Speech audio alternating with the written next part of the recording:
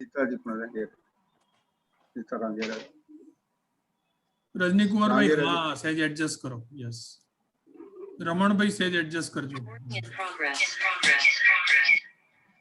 Parul Ben welcome Nirav तारू video set करजो राजू मोड़ो बता वाह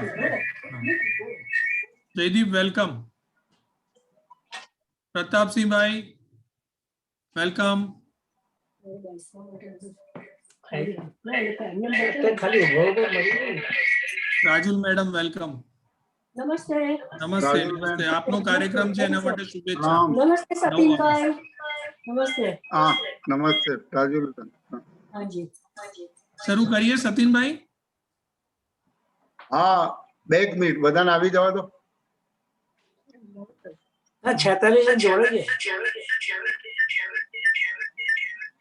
આપણે એક બંધ કરવું પડશે ડિસ્ટર્બન્સ આવે કૌશિકભાઈ તમારે બે જગ્યાએ તમે કનેક્ટ થયેલા છો કોઈ પણ એક બંધ કરો હા યા હું એ જ કરું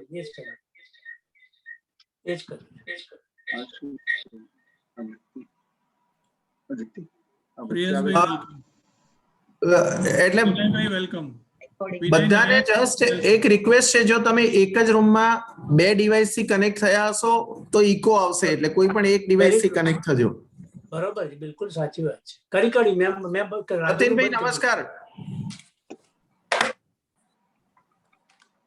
સતીનભાઈ हाँ हाँ बोलो નમસ્કાર કહું છું हाँ नमस्कार नमस्कार नमस्कार नीरव भाई હા नीरव भाई જી પદ્મનાભ જોશી બોલું છું હા પદ્મનાભભાઈ કેમ છો વેલકમ વેલકમ સારું છે પણ હું છે ને તે વિડિયો ઉપર નથી હું હમણાં જ હોસ્પિટલમાંથી ઘરે આવ્યો છું ને ઓકે ઓકે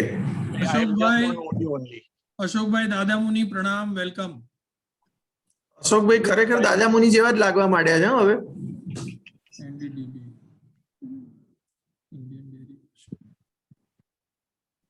હવે ગુરુદત્તભાઈ શરૂ કરે યસ ગુરુ સ્ટાર્ટ કરીએ શરૂ આપણે કરા દો સ્ટાર્ટ કરીએ કારણ કે હવે દેશ પરદેશથી જોડાયેલા સૌ વડીલોને મિત્રોને ખૂબ ખૂબ હૃદયપૂર્વક વંદન 24 જૂન ગુરુવાર 2021 આજે ડોક્ટર નવનીત ઠક્કર એટલે કે મારા પિતાજી અને ડોક્ટર નીરવ ઠક્કર જે અહીંયા આપણી સાથે છે ને જેણે આ એરેન્જ કર્યું છે એના બંનેના પિતાજીની આજે 10મી પુણ્યતિથિ છે સદભાગ્ય આજે કબીર જયંતિ છે કે જેના પર પિતાજીએ ખૂબ શોધ કરેલા છે અને સૌથી ફેવરિટ એમના વ્યક્તિત્વ કબીરજી હતા આપણા બધાના ઇવન આપણા પરવેશજીના પણ ખૂબ ફેવરિટ વ્યક્તિત્વ અમારા પણ એટલે આજે કબીર જયંતિ છે મારા પિતાજી એક જીવનમાં જાણે કેટલા જીવન વિતાવી દીધા એવું ધીમે ધીમે અમને સૌને લાગે છે કે છેલ્લા રિટાયરમેન્ટ પછીના 10 વર્ષમાં 25 થી 30 પુસ્તકોના ટ્રાન્સલેશન અને 5 પુસ્તકો કાવ્યના કે જેમાંથી 2 હિન્દી કાવ્ય સંગ્રહને એક હિન્દી કાવ્ય સંગ્રહને અને એમના હિન્દીના કન્ટ્રીબ્યુશનને નેશનલ એવોર્ડ મળ્યા એટલું બધું કામ કર્યું છેલ્લા દિવસે પણ આજે 24મી જૂને જે દિવસે સવારે 8:30 એ દેવલોક પામ્યા એ પહેલા પણ મેં એમના મોડે ગઝલ સાંભળેલી કે આજે સવારે એ જગ્યા બરાબર યાદ કરી તો એમની લખેલી એક નાનકડી પ્રાર્થનાથી આપણે શરૂઆત કરીએ કાર્યક્રમની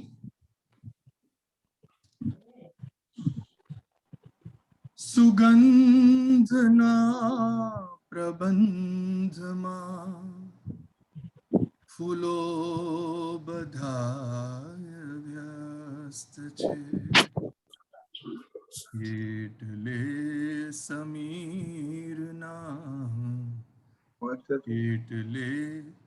સમીરના મિજાજથી એ મસ્ત છે સુગંધના પ્રબંધમાં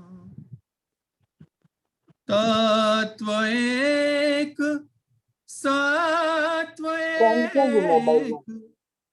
તત્વ એક સત્વ એક કોઈ નામ અનેક છે રૂપ રંગ ગંધમાં ફરી વળ્યા સમસ્ત છે સુગંધના પ્રબંધમાં ફૂલો બધાય વ્યસ્ત છે નામની વિસાતશી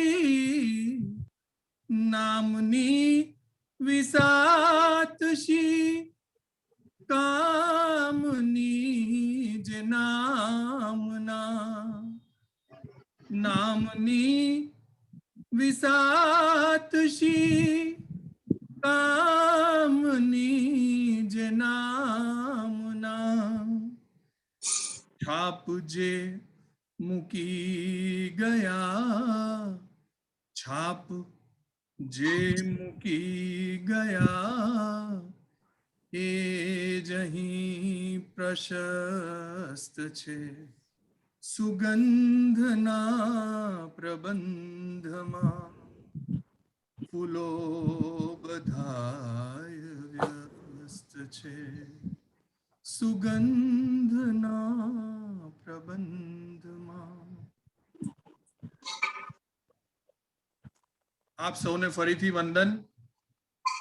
24મી જૂન 2022 એટલે કે બરાબર 1 વર્ષ પછી એક મિશન લઈને અમે બેઠા છીએ કે આપણી સાથે અમારા ગુરુ સાહિત્યમાં ડોક્ટર સતીન દેસાઈ એટલે કે પરવેશજી પિતાજી ઉપર એમના પદ્ય સાહિત્ય ઉપર 2 પુસ્તક લખી રહ્યા છે. એક ગુજરાતી સાહિત્ય પર 5 કાવ્ય સંગ્રહ પિતાજીના જે બહાર પડ્યા હતા એના ઉપર અને બીજા 5 હિન્દી કાવ્ય સંગ્રહ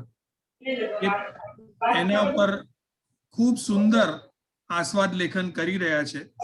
તો 2022ની 24 જૂને આપણે ફરીથી મળીશું. બની શકે તો હોલમાં મળીશું. મારો પણ ગઝલ સંગ્રહ એ જ દિવસે બહાર પાડવાની નેમ લીધી છે મેં.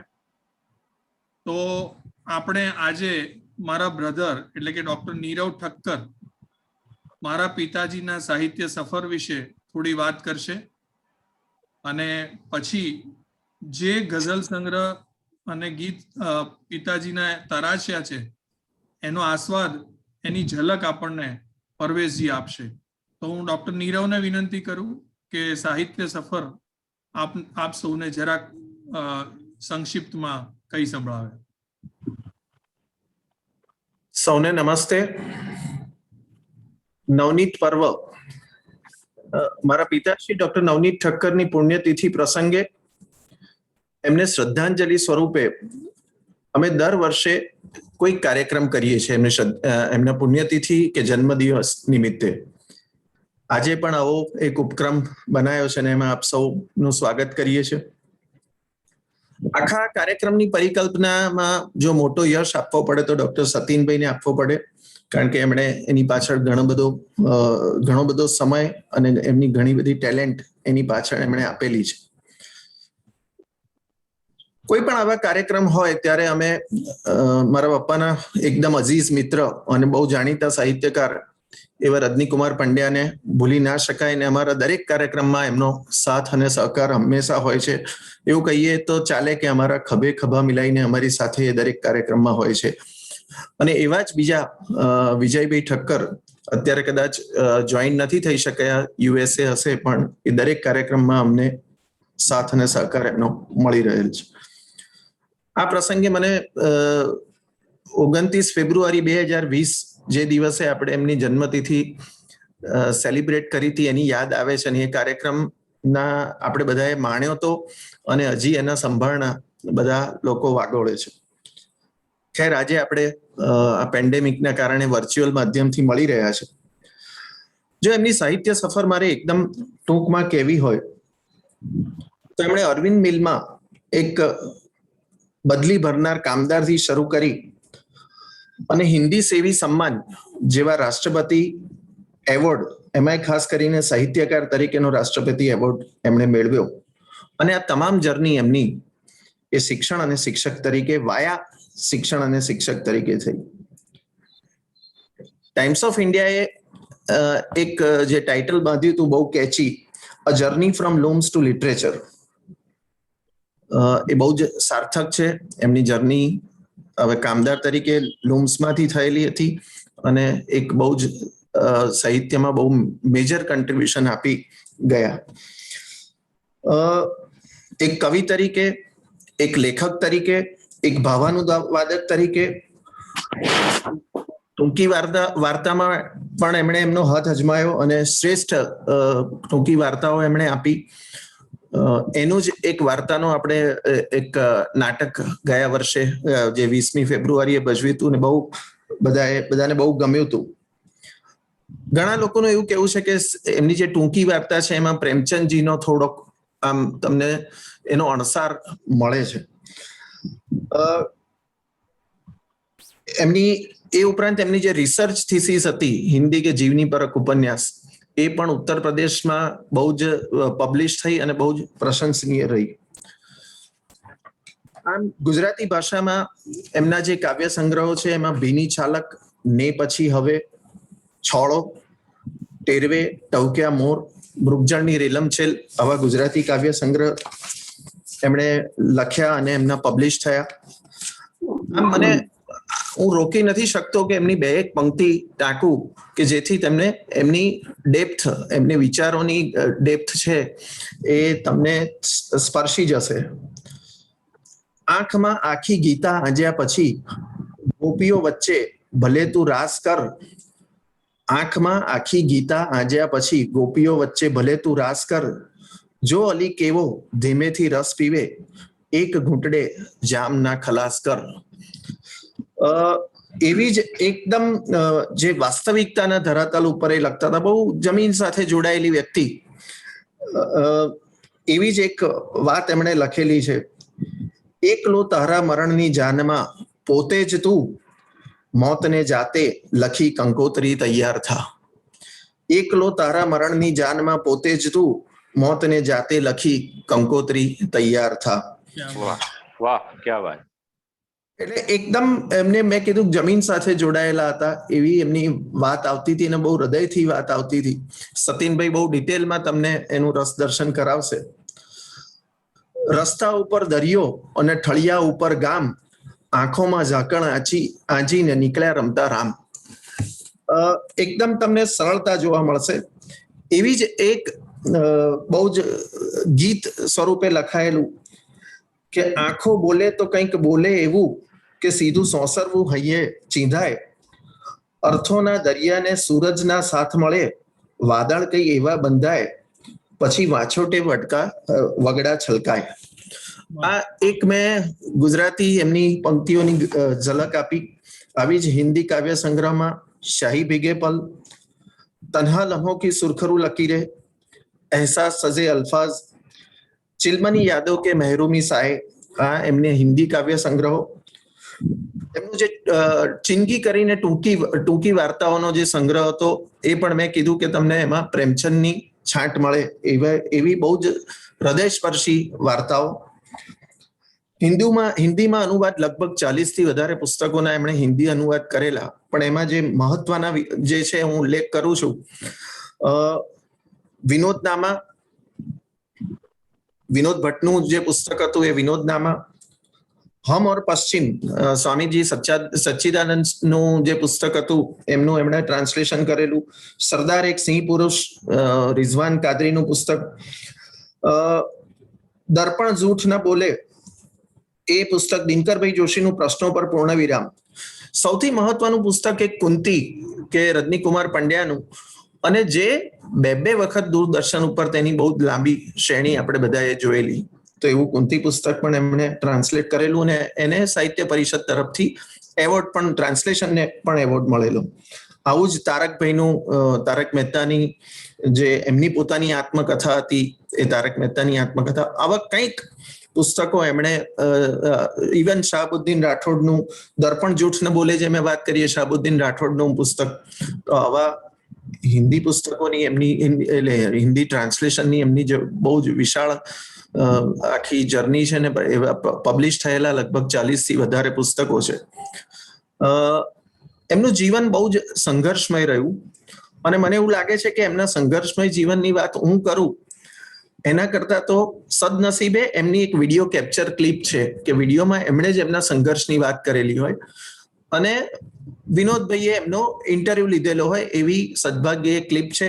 મને એવું લાગે છે કે એ સંઘર્ષમાં આપણે જો એ 4 મિનિટની ક્લિપ જોઈએ તો એ બહુ જ યથાર્થ ગણાશે આ પ્રસંગે. તો એ વિડીયો લિંક શેર કરું છું, 1 મિનિટ લાગશે, આપ સૌને થી એ સાંભળવા વિનંતી.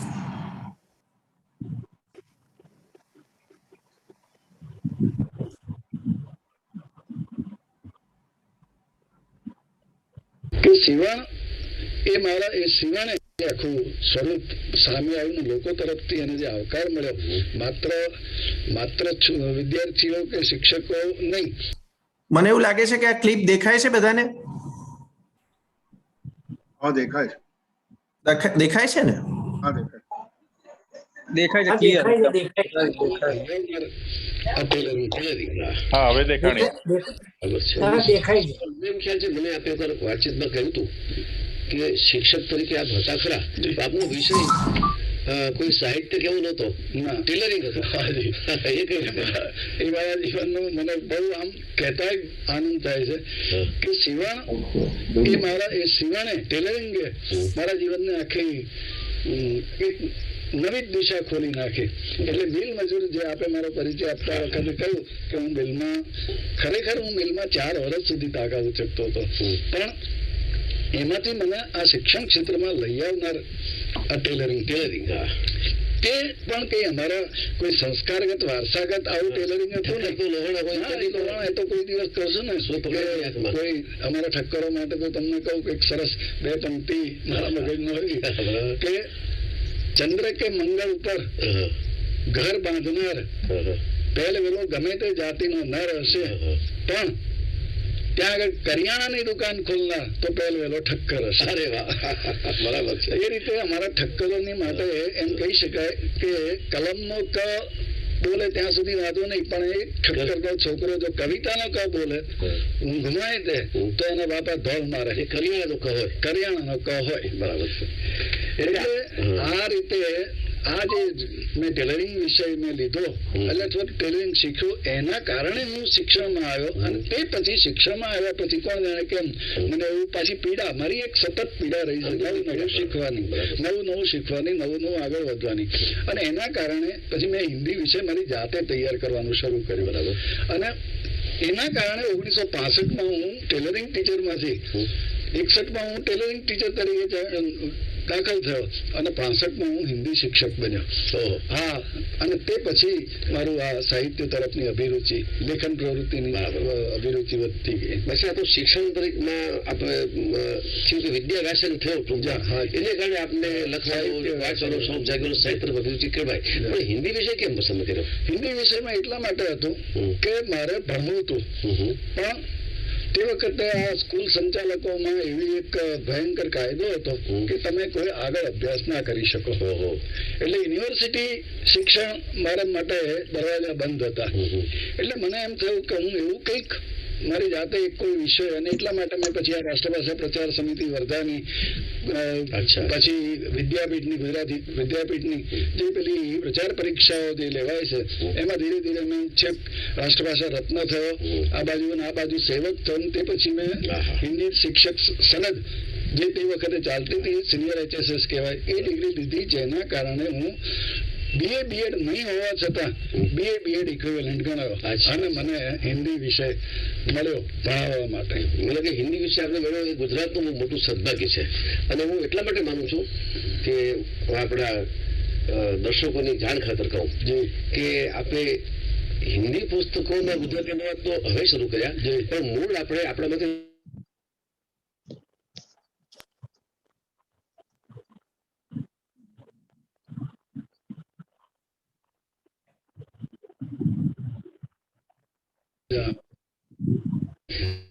હવે ગુજરાતી સાહિત્યને હિન્દીમાં લઈ જવા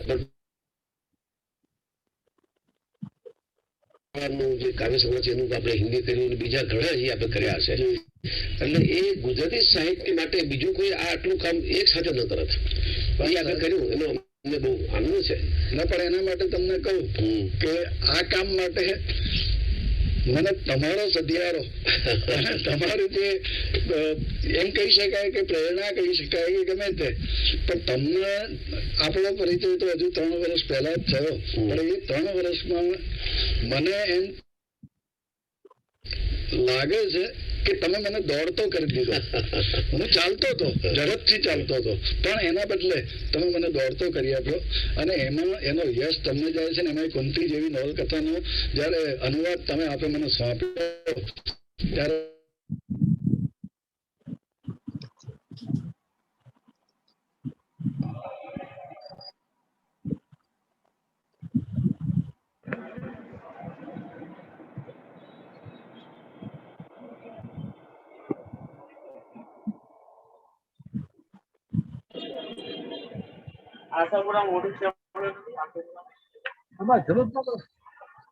નીરવ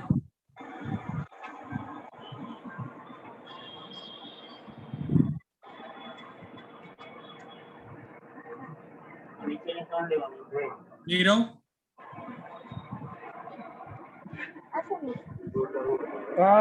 બિલ બનાવ બને ને 200 સીટા બનાવ્યો નથી. હું માનું છું કે આપ સૌએ વિડીયોમાં થોડીક ઝલક મળી. મારો અવાજ સંભળાય છે? જી જી સંભળાય છે. એક ઝૂમ મીટિંગ ચાલે છે, હું તમને ફોન કરું છું યાર પછી. હા સંભળાય છે ગુરુદેવ. યસ, નાણાવટી સાહેબ વેલકમ. તો હવે આપણે આગળ કાર્યક્રમમાં એ રીતે વધીએ કે એમના જે ગુજરાતી 5 કાવ્ય સંગ્રહો છે એનો રસાસ્વાદ આદરણીય પરવેશજી કરાવશે. પરવેશજી વિશે 2 વાક્ય અને 2 પંક્તિ બોલવાનું મન થાય છે. એક એમની હિન્દી પંક્તિ મને બહુ ગમે છે कि पांव रखने को अगर थोड़ी जगह मिल जाए, पांव रखने को अगर थोड़ी जगह मिल जाए, दोस्तों मुमकिन है तुमको भी खुदा मिल जाए. एक गुजराती पंक्ति है कि ए गजल तू आटलो अपवाद कर, ए गजल तू आटलो अपवाद कर, सूर्यना टुकड़ा करी प्रसाद कर, सूर्यना टुकड़ा करी प्रसाद कर. સતીનભાઈ એ એવું વ્યક્તિત્વ છે કે જેના જીવનમાં પણ દિવ્યતા છે અને લેખનમાં પણ દિવ્યતા છે. એમનો રસાસ્વાદ વાંચવો એ હંમેશા મને એક લાહો લાગ્યો છે અને અમે બહુ ભાગ્યશાળી છીએ કે પિતાજી કાવ્ય સંગ્રહનો રસાસ્વાદ એમણે હાથમાં લીધો છે. બહુ પ્રેમપૂર્વક ભાવપૂર્વક લખી રહ્યા છે અને એનું ફલશ્રુતિ રૂપે મેં તમને કીધું એમ 24 તારીખે આપણને આવતી 24 તારીખે આપણને 2 ગ્રંથ મળશે. બાય ધ વે, આટલું મેમોથ વર્ક ઉર્દુ, હિન્દી અને ગુજરાતીમાં કરનાર કોઈ કવિ કદાચ ન ભૂતો ન ભવિષ્યતી છે. એમનું કામ, એમનો બાયોડેટા વાંચવા માટે પણ ખાસો સમય જોઈએ, પણ અત્યારે બહુ જ સમર્પિત રીતે ગુજરાતી, હિન્દી, ઉર્દુ સાહિત્યની સેવા કરી રહ્યા છે. ભેખ ધારણ કર્યો છે. મીરા, કબીર એ બધા એમના રોમે રોમમાં છે અને એટલું બધું કહી શકાય એવું છે એમના માટે. પણ મને એક અફસોસ કાયમ રહે છે કે મારા પિતાજી જોડે એમનો સંપર્ક વધારે ના થયો, નહીં તો કદાચ અત્યારે બંને જણા બહુ જ એન્જોય કરતા હોત સાહિત્ય સફર એમની. પિતાજી બહુ વહેલા જતા રહ્યા. આધુનિક શ્રવણ એવોર્ડ ડોક્ટર સતીન દેસાઈ પરવેશજીને પૂજ્ય બાપુએ આપ્યો હતો. ગુજરાત સાહિત્ય અકાદમીથી માંડીને ઘણા એવોર્ડ મળ્યા છે. 7 પુસ્તકો એમના પ્રકાશિત થયા છે અને હજી થઈ રહ્યા છે. શબ્દાભિષેકથી માંડીને ઘણા બધા લેખ એમના 3 થી 4 કોલમ રેગ્યુલર આવે છે. અને આપણે સૌ ખરેખર સદભાગી છે કે આજે સતીનભાઈ આપણી સાથે છે અને આપણે સતીનભાઈને માણીએ. ગુજરાતી પદ્ય સાહિત્ય ઉપર એમણે જે આસ્વાદ કરાવી રહ્યા છે આપણે સૌ એને માણીએ. આદરણીય સતીનભાઈને વિનંતી કે હાજર થાય માઇક પર. નીરવભાઈ મ્યુટ કરાવજો. આ કંઈક વચ્ચે વચ્ચે ટહુકાર આવે છે, જો થોડુંક મ્યુટ કરાવો, પછી આગળ વધીએ. હા, કોકનો અવાજ આવે છે વચ્ચે વચ્ચે. બધાને પ્લીઝ વિનંતી કે બધા આપ મ્યુટ રાખો તો આપણે માણી શકીએ. અને હું સતીનભાઈ, હું બધાને મ્યુટ કરું છું, પછી આપ અનમ્યુટ કરીને વાત કરો. કોનો અવાજ આવે છે? Hello, host can mute everybody. Okay. ગુરુદત્તભાઈ બહુ જ લાગણીના પ્રવાહમાં, સાબરમતીના પ્રવાહમાં ગંગાજળની જેમ મને નવડાય. આજે મને એક આનંદની આ ક્ષણ આપની સાથે વેચીશું. કબીરના જન્મ દિવસે જ આ પ્રયોજન આકસ્મિક અને અનાયાસે થાય. એ ઘટના એક જન્માંતરના ઋણાનુબંધથી સવિશે શું હોઈ શકે? આપ મને વારે ઘડીએ આપ કહો છો કે પિતાશ્રીને આપ મળ્યા નથી, એકાદ વાર મળ્યા, અને છતાં આપની સંચેતનામાં રગે રગમાં નવનીતભાઈ રમતા હોય. એનું કારણ શું કે નવનીતભાઈ ત્યાં વૃંદાવનવાસી છે એટલે રમે છે, કે પછી નવનીતભાઈનું શું જડ્યું છે આપને? તો હું કહું કે નામે નવનીત તો એક સમત્વ દાખવતા, મારી સાથે સમત્વ દાખવતા એક તત્વ છે જેનો ઋણ સંવાદિતા અલૌકિક રીતે મને સ્પર્શી છે. એટલે એમના વિશે બે વાત કરવાની ઈચ્છા થાય. આજે જ્યારે કબીરની તારની વણાટો થાય છે, કબીર તો સવારથી રાત સુધી ને રાતથી સવાર સુધી અમારા બધામાં જ રમે છે. નવનીતભાઈમાં વિશેષ કબીર ભક્ત નવનીતભાઈ હતા, એટલે મને લાગે કે હું એને એક મારા શેરથી નવાજીશ કરું કે કબીર માફક જખમના ભાગે વણી છે મેં પણ સવાર સાંજો. કબીર માફક જખમના ધાગે વણી છે મેં પણ સવાર સાંજો. તમામ રાતે ભજ્યા કરું છું કે ગમ ન તૂટે ગઝલ ન છૂટે.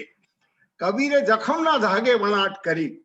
અને તમારા પિતાશ્રી આ જન્મ વેદના આપત્તિના પાડો માથે ગોવર્ધન, કૃષ્ણ તો ગોવર્ધન ઉઠા, પણ તમારા પિતાશ્રી તો માથે આપત્તિના પાડ ઉઠાય ને આપત્તિના પાડ ભીતરથી જાગ્યા અને આપત્તિના પાડ એમના સ્વજન મિત્રો એમના પર નાખ્યા. એટલે સમગ્ર એમની કવિતા વેદનાથી, સંવેદના, સંચેતનાથી અતિ ચૈતન્યમાં પરિવર્તિત પામી અને કવિતાઓએ જે આકાર લીધી છે, તો સમગ્રતયા એમની કવિતામાં માત્ર વેદના ગર્ભિત રહીને અલૌકિકતાના ભાગ્ય સ્વરૂપે ભજાતી હોય એવું મને લાગે. હવે એમની જ પંક્તિથી શરૂઆત કરવા માંગુ છું કે પાકટ વયની પીડાને પણ વળી ગયા પરસેવા. 14 ગુરુની પંક્તિ છે કે પાકટ વયની પીડાને પણ વળી ગયા પરસેવા.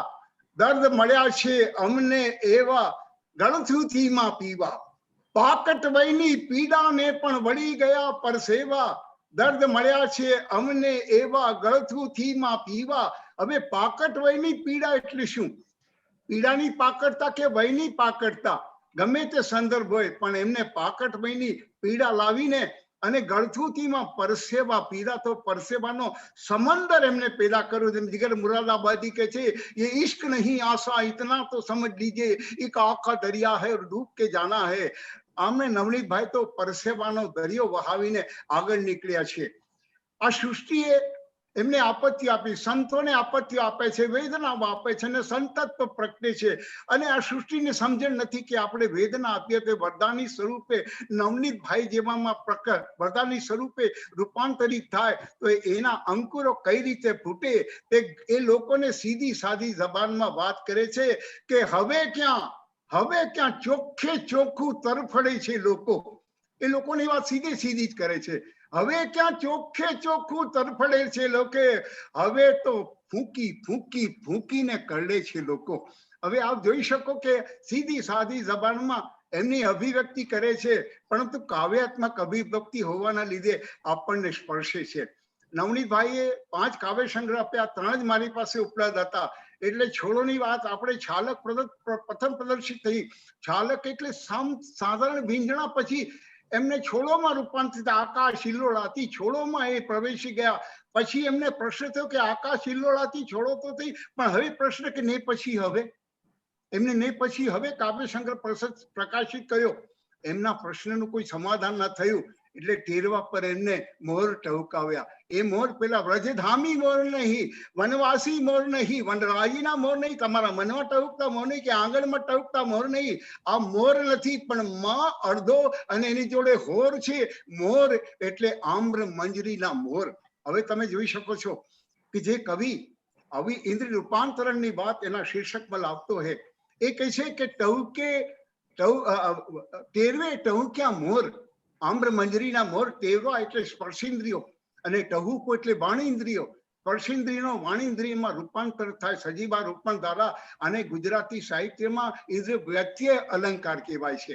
અને આ ઇન્દ્રિય વ્યત્યય અલંકારનું સંયોજન શીર્ષકમાં કરનારો માણસ, જેના દ્વાર પર જ હીરા મોતી માણેક જડેલા હોય, એના ખજાના એના અંતર્ગર્ભમાં તો કેટલા બધા હશે એ આપ જ કલ્પી શકશો.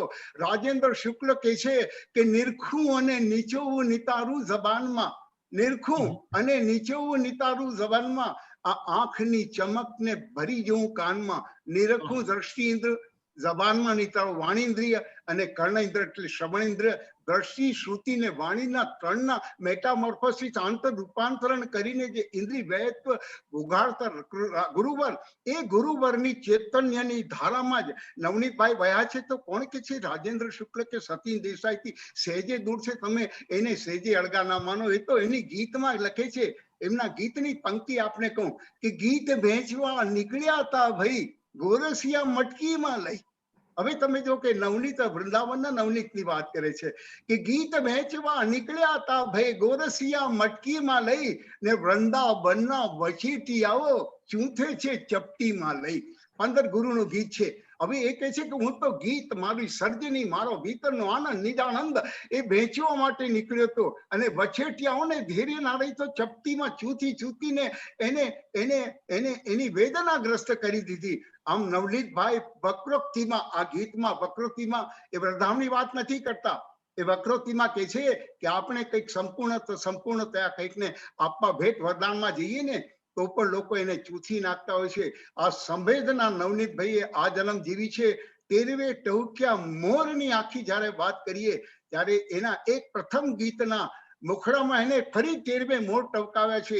એની વાત કર્યું છે કે ટેરવે ફૂટ્યા ટહુકાયાને આંખમાં ઉગ્યા આભ, ટેરવે ફૂટ્યા ટહુકાયાને આંખમાં ઉગ્યા આભ, વચગાળાની વેલીઓએ, હવે તમે વેલીઓએ સમજો, વેલ નહીં, વહેલીઓએ, વચગાળાની વેલીઓએ બાથમાં લીધા લાભ.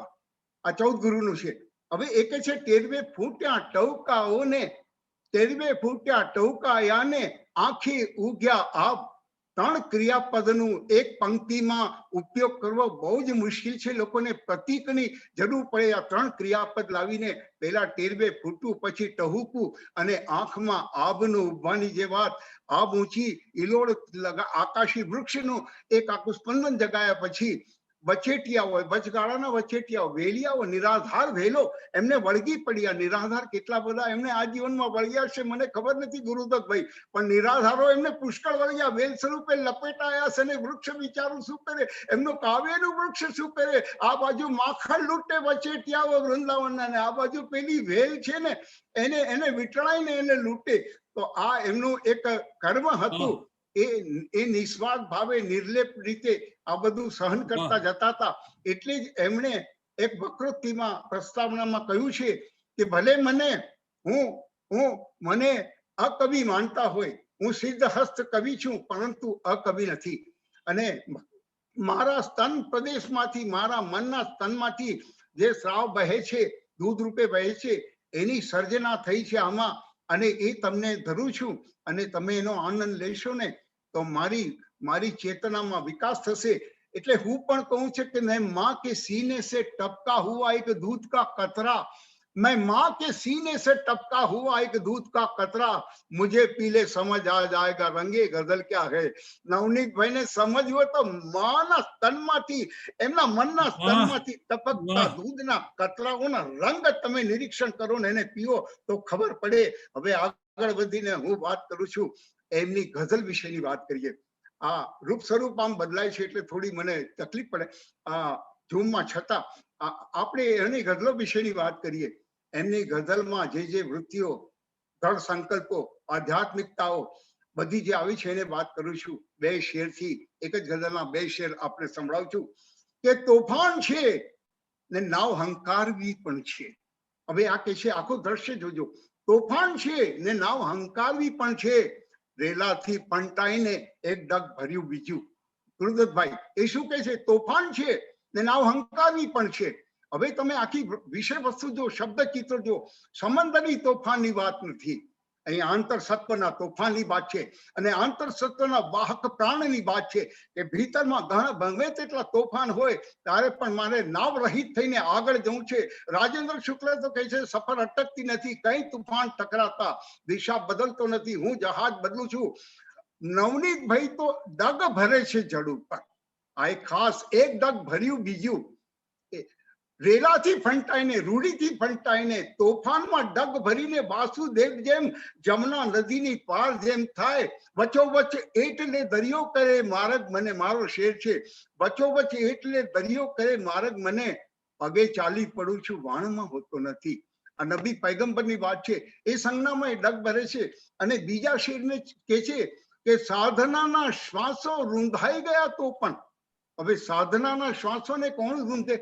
કવિ પોતે રૂંધે ના, એના ગળે કોકે ટૂંકો માર્યો હશે, એનું ગળું દબાયું હશે, છતાં એ અંદરથી શું કહે છે કે સાધનાના શ્વાસો રૂંધાઈ ગયા તો પણ આગમાં શેકાઈને એક તપ ધર્યું બીજું. આ અગ્નિ પરીક્ષણમાં સીતા અને પ્રહલાદની જેમ અગ્નિ પરીક્ષણમાં વિશ્વામિત્ર નથી, એ વશિષ્ઠ જેમ તપસ્વી થઈને ભલે એના સાધનાના શ્વાસ રૂંધાયા તો એક ભરી તપસ્વીની મુદ્રામાં એમને એક નવું તપ આદર્યું છે. આવા તપસ્વીને આજે હું વંદન કરું છું. આગળ વધીને મારે એક જ ગઝલ એના આસ્વાદ મેં કર્યો અને આપે ગઝલ મોકલી, એટલે 2 દિવસ પૂર્વે જ મને ગઝલ મોકલી છે.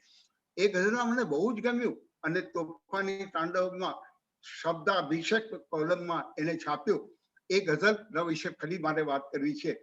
એના મીટરની વાત કરીશ, એના સંયોજનની વાત કરીશ, પ્રયુક્તની વાત કરીશ અને એ ક્યાં લઈને ગયા છે એની વાત કરીશ. એ કહે છે કે આ સત્ય છે, અટકળ નથી. અશોકભાઈ સાંભળજો, આ સત્ય છે, ગાગા લગા ગાગા લગા, 3.5 ગુરુ 3.5 ગુરુ. આ દોહાઈ કબીરનો દોહા ગઝલમાં ચાલે. એ વાત એ કરે છે કે આ સત્ય છે, અટકળ નથી, પાણી જ છે, મૃગજળ નથી. હવે 4 વિરોધાભાસી પ્રતીક, સત્ય ને અટકળ અને પાણી ને મૃગજળ, આમ રજૂ કરે તો કોઈ ગઝલકાર વિરોધ કરે કે છે પ્રોઝાઇક લાવીને તમે કોઈ વ્યાખ્યા આપો છો કે શું? એ કહે છે કે આ સત્ય છે, અટકળ નથી, પાણી જ છે, મૃગજળ નથી. આ જળ સ્વરૂપે પ્રવર્તમાન, આ એક જળ સ્વરૂપે દોષ ધસમસ વહેતો માણસ, સત્ય વાચિતાને સત કરી તમે વહેતો માણસ. આગળ જઈને શું કહે છે કે આંખે ભલે દેખાય ના, આ શેર પર ખાસ તમે દાદ આપજો ને, કબીરીને સુરદાસ દેખાશે. આંખે ભલે દેખાય ના, આંખે ભલે દેખાય ના, ફૂટ્યા હજી અંજળ નથી. આ ચરોતરી ભાષાનો તળસ્પર્શી માણસ આંખે ને બદલે આંખે કરે છે. ખની જોડે ય જોડે છે, આપણા ઉચ્ચારણમાં તકલીફ પડે એની એને પરવા નથી, પણ એને તીવ્રતા આપે છે. આંખે ભલે દેખાય ના, આંખે ભલે દેખાય ના, ફૂટ્યા હજી અંજળ નથી. કઈ આંખથી દેખાય ના? વાહિક આંખથી ન દેખાય તો અંધાપો થાય, વાહિક આંખથી ન દેખાય તો અંધાપો થાય, અને ભીતરથી આંખથી એ સુરદાસી રીતે જુએ તો સમગ્ર દેખાય. નવનીતભાઈને સુરદાસી દ્રષ્ટિ પણ મંજૂર નથી ને ત્રિલોચનની દ્રષ્ટિ શંકરની પણ મંજૂર નથી. એ તો એક એવા અંજળ તત્વે જવા માંગે છે, એ પારલૌકિક છે, અલૌકિક પાર છે અને એક પણ દ્રષ્ટિવિહીન થઈને ઇન્દ્રિય વ્યક્તમાં એ દ્રષ્ટિવિહીન થઈને ત્યાં આંતરિક કે બાહ્ય કે ત્રિલોચની દ્રષ્ટિથી દૂર જઈને તે અંજળનું રસપાન કરાવવા એ ત્યાં જઈ રહ્યા છે. કારણ કે ઉપરનો જે સંકેતક છે ને એ પણ છે કે એક અંજળનું પાન. નવની ઠક્કર આવીને જે મારો ઠાકોર છે જેને ઠકરાઈ કરીને મારી સેવા કરી છે એના માટે હું અંજળ ધરું. એમને નવનીતભાઈને ખબર છે આ તરસનો માણસ એટલે નવનીતભાઈને ખબર છે તો નવનીતભાઈ કહે છે સુદૂર ઊભી છે તરસ. હવે આ પંક્તિમાં ખાસ તમે હું બકર ઠાકોર લાવીશ. સુદૂર ઊભી છે તરસ અમથી નજર બીભર નથી. હવે સુદૂર ઊભી છે તરફમાં અશોકભાઈ પણ મિસ્ટેક કાઢે કે શું એટલે નાનો લઘુ છે તો લગાડ થઈ જાય, આપણે તો ગાગાલ લાવવું છે. એટલે મંદાક્રાંતા છંદમાં બકર ઠાકોરે જયારે કહ્યું ગાગા ગાગા લલ લલ ગા ગાલ ગા ગાલ ગાગા, એમાં મંદાક્રાંતા છંદમાં ગાગા ગાજા જે ઇમ્પોર્ટન્ટ પહેલો પ્રવર્તક બીજ હતો એમાં શાંતિ શાંતિ તો ગાલ ગાલ થયું. ત્યારે કોકે ફરિયાદ કરી એટલે એને કહ્યું કે કવિતા ધણીનો વિષય છે એટલે હું આદેશપૂર્વક શાંતિ શાંતિ કહું છું. મારો તી છે ને લઘુની ભૂલ થાય છે, હું આદેશ આપું છું. એટલે આમ એ પણ કે સુદૂર સુદૂર ઊભી છે પરબ, મહાપ્રયાણ કરતી મહા અવકાશી અને મારે ત્યાં અનંતના યાત્રી થઈને એ પરબમાં એ પ્યાઉમાં જઈને અંજળ ખોબામાં ઝીલી એના આચમન કરવા છે અને કાવ્ય સ્વરૂપે આ બધાને કરાવવા છે. એટલે જ એ મંથન કરે છે, આત્મ મંથન કરે છે, મનોમંથન નહીં. દેવોને તો સમુદ્ર મંથન કરવું પડ્યું. આ કવિ આત્મ મંથન કરીને શું કહે છે? મંથન વડે જે તારવ્યું છે આગળ નથી પાછળ નથી. મંથન વડે જે તારવ્યું છે આગળ નથી પાછળ નથી. જીવનના મંથન પછી એ સમજ્યા કે કેન્દ્રસ્થ છે બધું, કઈ આગળ નથી પાછળ નથી. રાજેન્દ્ર શુક્લ એમ કે છે કે હું ત્યાં જ છું, હતો હું જ્યાં, હું સેજ પણ ખસ્યો નથી ને અનાદિકાળથી હું સતત પ્રવાસ છું. રાજેન્દ્રને તો કહેવું પડે છે કે અનાદિકાળથી પ્રવાસ છું. આપ તો કહે છે મંથન વડે જે તારવ્યું છે આગળ નથી પાછળ નથી. એમને તો પ્રવાસ પણ ક્યાં કરવો પડે છે? તો મંથનાત્મક શક્તિથી ઉદ્ગાર કાઢે છે કે હું તો મંથન વડે જ કરું, મારે ક્યાં આગળ પાછળ આદિ અનંતને જોવાનું છે, અનાદિ આદિને જોવાનું છે. આગળ વધીને ખૂબ તપસ્યા કરી, એમને અલ્પ એમનું તખલ્લુસ રાખ્યું. ઘણાને એમ થાય કે આટલો વિરાટત્વ ધારણ અલૌકિક સંચેતનાનો પાર આધ્યાત્મિક અને પારદર્શના કરનારો આ યાત્રી અલ્પ રાખે. એ અલ્પ રાખવા માટેની મજબૂરી શું હોય? ત્યારે એ સદાય લોકોના ચરણમાં ઝૂકતો એક માણસ પોતાની અલ્પતાનો સ્વીકાર કાવ્યાત્મક રીતે નથી કરતો. એ અલ્પતામાંથી વિરાટતાના દર્શન કરાવે છે. એ સૂક્ષ્મથી વિરાટતાના દર્શન કરાવે છે, અલ્પથી સનાતનતા અને શાશ્વતતાના દર્શન કરાવે છે. વેદનાના ગર્ભમાં ઉભેલો માણસ, વેદના ગર્ભિતા માણસ, નરસિંહ, કબીર, મીરા, કોને વેદના નથી થઈ? મને વેદના થઈ, ગુરુદેવ, અશોકભાઈ, અતુલને બધાને વેદના થઈ છે. વેદના કોને નથી? પણ એના સંચિત કર્મમાં નવનીતભાઈ આગળ વધીને છેલ્લે હવે આપણે વિરામ લેવાનો વખત આવ્યો. આગળ વધીને એમના 2 શેરમાં કહે છે કે આ જીવન સંગ્રામ છે. હવે છે ફરી આવે છે તો પ્રોઝ બને, પણ એ પ્રોઝ નથી બનતો. એ સ્ટેટમેન્ટ જુદી રીતે કરે છે. આ જીવન સંગ્રામ છે, આ જીવન મહાભારત છે. અને આ જીવન મહાભારત હોવાથી એના પરિણામ શું આવ્યા? એ કે છે ભાંજ્યો અંજામ છે. મહાભારતના કૃષ્ણને પૂછીએ કે મહાભારત કરવા પછી તમે શું પડ્યું? તો નવનીતભાઈ કહેશે કે ભાંજ્યો અંજામ આવ્યો. ભાંજ્યો શબ્દ પરિણામમાં લાવો સાહેબ, કોઈ કવિની તાકાત નથી. ભાંજ્યો લાવ્યા પછી એના પર ઘણા પ્રકારના આક્ષેપો થાય કે ભાંજ્યો એટલે શું? ત્યારે કહે છે આ જીવન સંગ્રામ છે, ભાંજ્યો અંજામ છે. અને છેક છલ્લો છલ સદા રહેતી તરસ. જીવન મરણ પણ તરસ છે ને બિયોન્ડ ડેથ પણ તરસ છે. આપણે તરસની પરિમિતિમાં જીવીએ છીએ. આપણી ઈચ્છા પણ અતૃપ્ત, આપણે અતૃપ્ત છીએ, અવતાર અતૃપ્ત, આપણો નિસર્ગ અતૃપ્ત, ત્યાં પહોંચવું અતૃપ્ત, ઈશ્વર ધામે જેવું અતૃપ્ત. એટલે કહે છે કે છેક છલ્લો છલ સદા રહેતી તરસ. અરે સાવ ખાલી જામ છે, જોયું જશે. સાવ ખાલી જામ છે, જોયું જશે. હું છેલ્લે વાપરું છું, એમની રદી જોઈ જશે. મને ખબર હતી કે તમે વિચારશો કે છે આવ્યું છે. ના, એ કહે છે કે આ જીવન સંગ્રામ છે, જોયું જશે. શીત પ્રજ્ઞતાની વાત છે. કે સામે આટલું મહાયુદ્ધ થાય છે છતાં એ કહે છે કે જોઈ જશે, દેખી જાયગી. અશોકભાઈ પણ ઘણી વખત કે દેખી જાયગી. દેખી જાયગી ક્યાં હૈ? દેખી જાયગી એ સ્થિત પ્રજ્ઞ અવસ્થાનો એક તીવ્ર સદીદ ઉદ્ગાર છે. એ સદીદ ઉદ્ગારમાં આ કરે છે અને છેલ્લે એક શિક્ષણ પ્રબોધ પૂર્વક એ આપે છે. આ બધા એમની પ્રસ્તાવનામાંથી જ મેં લીધું છે. આગળ વધતો તો મારે તો મહાભારત લાંબુ થોડું કરવું પડતું. એમની પ્રસ્તાવનામાં આટલું બધું મળ્યું, દ્વાર પર ઉભી રહીને આટલો આવકાર મળ્યો તો એમના ઘરમાં શા માટે પ્રવેશું?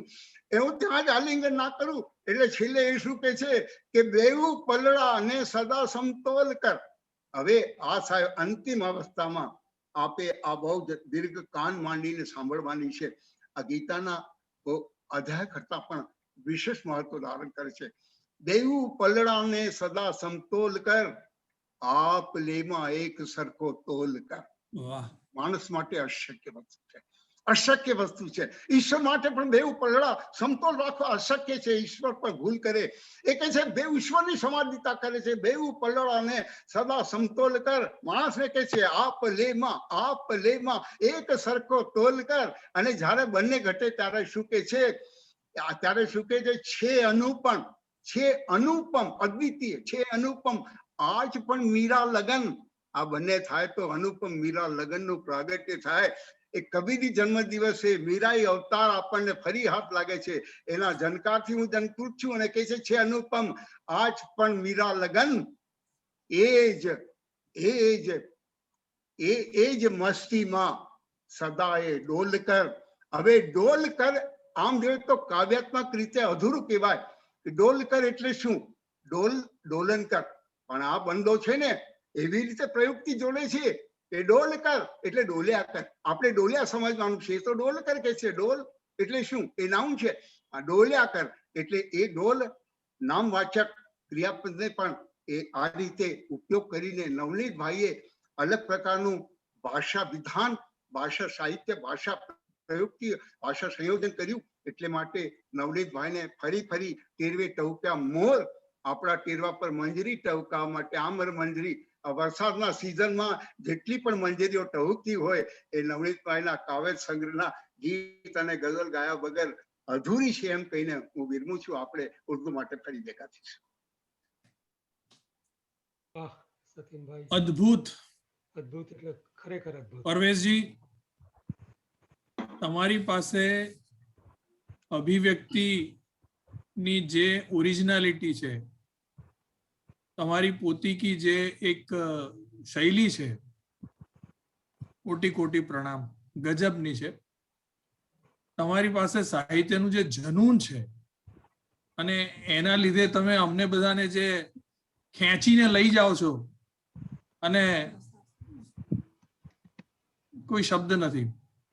હું જે કહું છું એ હું એવું માનું છું કે બધાની સંવેદના છે કે પરવેશજી ઉપર માં સરસ્વતીના 7 હાથ છે એવું કહીએ તો ચાલે.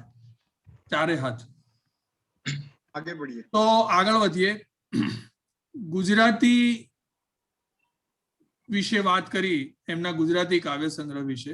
તો એક આપણી સાથે જોડાયેલા છે વિનયભાઈ પરીખ, જે પોતે બહુ જ સારા ગાયક છે, સ્વરકાર છે. હમણાં એમણે નસીબ, મારું સૌભાગ્ય કે એમણે મારી પણ એક સુંદર કોરોના વખતના સમયની કવિતા નગર તને બીમાર આમ જોઈ નહીં શકું ખૂબ જ સુંદર સ્વરાંકન કર્યું. અને પિતાજીની આખી પર્સનાલિટી, એમના વ્યક્તિત્વને વર્ણવતી એક ખૂબ સુંદર ગઝલ છે, અમે તો ધૂણીમાં ધખનારા, થથરતી રાતો ઉપણનારા. એની સ્વર રચના વિશે એ સ્વર રચના આપણે સાંભળીએ. આદરણીય વિનયભાઈ પરીખને હું વિનંતી કરું કે વિનયભાઈ નાયક પોતે ફેબ્રિકેશન એન્જિનિયર છે. 29 વર્ષથી આણંદમાં વલ્લભ વિદ્યાનગરમાં જોબ કરે છે અને ભાવનગરના પાણી પીધા છે. ભાવનગરનો એમનો જન્મ છે. એમના ભાઈ ડોક્ટર ચિરાગ નાયક, જે મારી જેમ રેડિયોલોજીસ્ટ છે, પણ બંને ભાઈ સંગીતમાં ખરેખર ખૂબ સારું પ્રદાન કરી રહ્યા છે. એમને હું વિનંતી કરું કે પિતાજીની રચના સંભળાવે.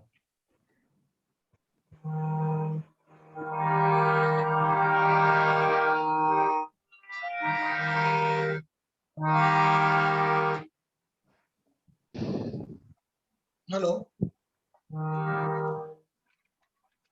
હેલો સંભળાય છે? સંભળાય છે ચિરાગભાઈ સંભળાય છે?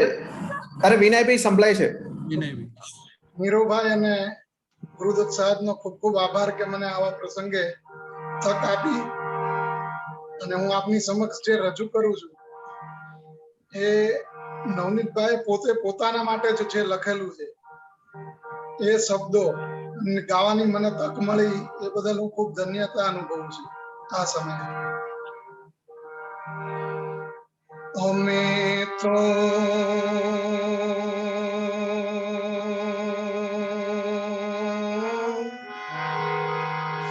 ધૂણીમાં ધખનારા,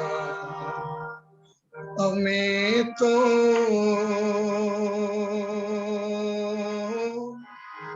ધૂણીમાં ધખનારા, થથરતે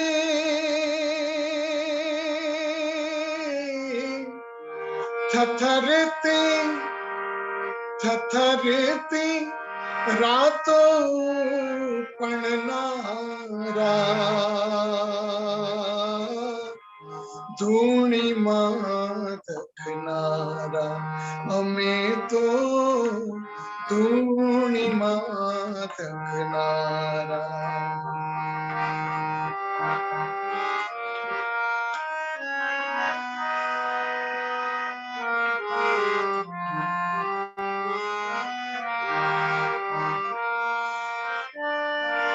ડૂબીને દીવામાં બળનારા,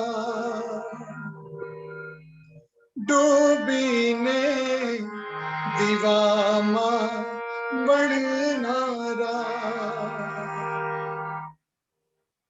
ભલેના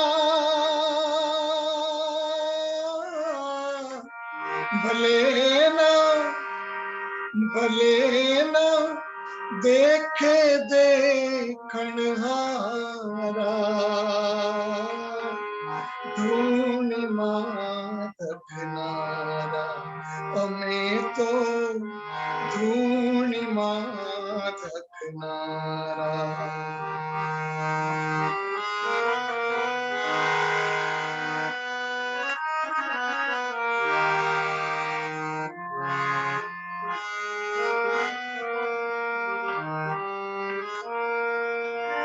दर्द ने दिल आंखों देनारा, दर्द ने दिल आंखों देनारा, दर्द ने दिल आंखों देनारा, दर्द ने दिल आंखों देनारा, हमें तो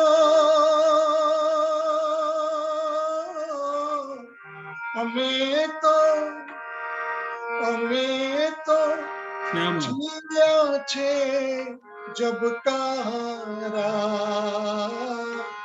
ધૂણીમાં ધખનારા, અમે તો ધૂણીમાં ધખનારા.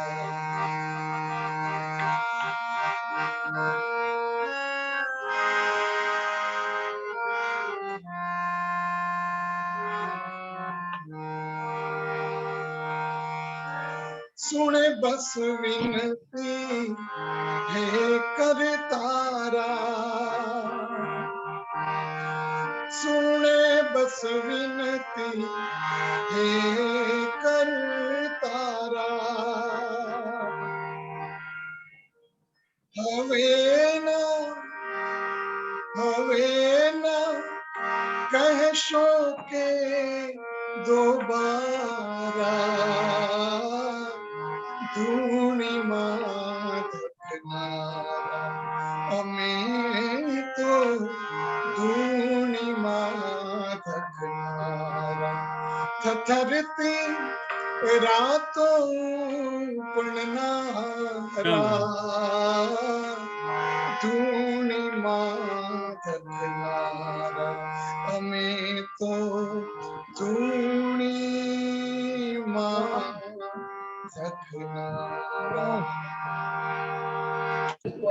વાહ વાહ बहुत વાહ अच्छे बहुत अच्छे વિનયભાઈ વિનયભાઈ વાહ ભાઈ વાહ મજા આવી ગઈ વાહ વાહ વિનયભાઈ તરબોળ કરી નાખ્યા ખરેખર આ જે ગઝલ છે અમે પ્રયત્ન કરી રહ્યા છે કે જ્યારે નેક્સ્ટ ટાઈમ પિતાજીનો આ શોધ જે ગ્રંથ બહાર પડે એની સાથે એક સીડી પણ બહાર પાડીએ અને એમાં આ ગઝલ સારી રીતે સ્વરબદ્ધ કરીને મેં વિનયભાઈને કીધું છે કે આપણે લઈએ અને ત્યાં જ્યારે કાર્યક્રમ કરીએ ત્યારે પણ રજૂ કરીએ. ખૂબ સુંદર રજૂઆત. એક પંક્તિ જે કાયમ પપ્પાના પોસ્ટર પર અમે લખી છે, જે મેં લખી છે કે આંસુઓ પીને સતત દીધા કાયમ સ્મિત, આંસુઓ પીને સતત દીધા કાયમ સ્મિત, હૈયે વલણું ફેરવી, હૈયે વલણું ફેરવી વહેંચ્યા બસ નવનીત. ફરીથી સતીનભાઈને વિનંતી કરું કે સંક્ષિપ્તમાં એમનો હિન્દી કાવ્યોનો રસાસ્વાદ આપણને કરાવે, ફરીથી આપણને ખેંચીને સાત આસમાનની પેલે પાર લઈ જાય. આદરણીય પરવેશજી.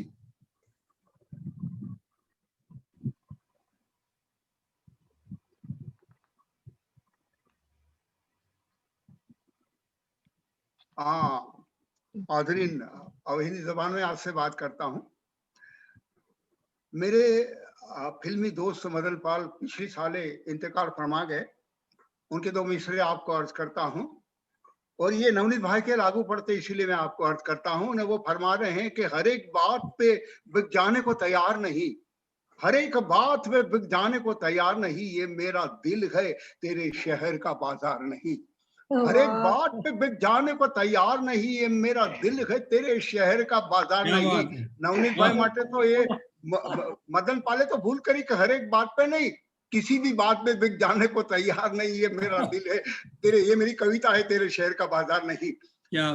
अपने कैफी आदमी याद आवे, एक ऐसे कैसे बाजार का दस्तूर तुम्हें समझाऊं, कैसे बाजार का दस्तूर तुम्हें समझाऊं, जो बिक गया वो खरीदार नहीं हो सकता. नवनीत भाई ना तो कभी बिके हैं ना उन्होंने कुछ भी खरीदा है, खाली झोली लेके आए, खाली झोली लेके वापस चले गए. सूरज और चांद तारे जिस तरह से आते हैं उसी तरह से वापस लौट गए हैं. तो उनकी जो उनकी किताबें हैं उनकी ज्यादा बात नहीं करता हूँ. खिलमनी यादों के महरूमी सायों को तो राष्ट्रीय अवार्ड मिला, पुरस्कार. उसके बारे में पिछली साल काफी उनकी शेरियत की मैंने बात की थी, तो उनके शेर इस वक्त नहीं कहूंगा, लेकिन ये जो अनुमान चुनते हैं चिलमन यानी पर्दा, चिलमनी यादें यानी पर्दे के मुतालिक होने वाली यादें, और महरूमी साये, महरूम यानी विरक्ति अभाव.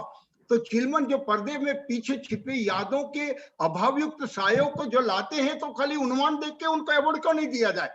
जो आदमी इसी एक छोटे से अनुमान में इतनी बड़ी कविता दे जाता है, तो उसको राष्ट्रीय अवार्ड क्यों नहीं मिलेगा? साहब, इसको जिस तरह से मुझे मेरे कवि रितार पे आलोक गुप्ते ने अवार्ड दिया, तो बोले आपके तो खाली अनुमान देख के, मैं न था वहां देख के मैंने अवार्ड दे दिया, आगे मैंने पढ़ा नहीं. अब उनकी आगे मैं ज्यादा बात नहीं करता हूँ. मैं ये कहना चाहता हूँ उनके कुछ चंद शेर का रसपान कराऊंगा. गुरुदत्त जी आप उसको हटा दीजिए, मैं चंद शेर का रसपान कराता हूँ. वो कहते हैं कि हमारी मुफलिसी को, फिर ये मफाइलुन मीटर आता है. उषा भदौरिया जी बंबई से हाजिर हैं, तो आपकी नजर करता हूं कि हमारी मुफलिसी को ना समझना भूख के काबिल, हमारी मुफलिसी को ना समझना भूख के काबिल, मिली भी भूख तो उसको भी रोजाग्रस्त कर लेंगे. और रोजाग्रस्त क्या होता है? रोजा उर्दू लफ्ज है, उसके साथ ग्रस्त हिंदी लफ्ज का समास मिलाता है. कोई उसकी शिकायत करेगा कि ये कैसे लाया, ये बंदा लाता है. कि हमारी मुफलिसी को हमारी मुफलिसी को ना समझना भूख के काबिल, मिली भी भूख तो उसको भी रोजा ग्रस्त कर देंगे। लिखा नहीं कभी भी रोशनी के दाव में आकर, ये क्या फरमाते हैं कि लिखा नहीं कभी भी रोशनी के दाव में आकर, कभी सिसकी सिसकी स्याही तो उसे ग्रंथस्थ कर लेंगे। बस इसमें भाई का मिजाज की बात करता हूँ।